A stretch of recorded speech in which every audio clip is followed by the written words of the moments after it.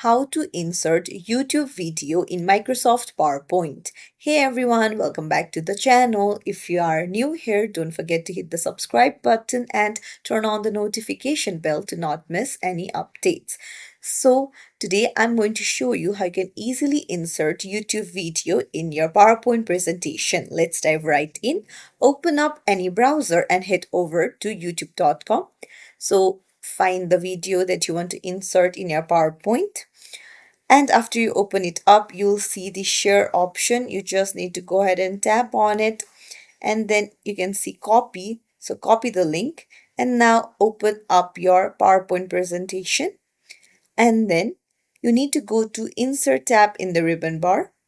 There on the right hand side, go to Video. And then tap on Online Videos. Now something like this will pop up and you will need to just paste the link here. You can use Ctrl V and then you just need to tap on Insert and it will be inserted in your PowerPoint presentation.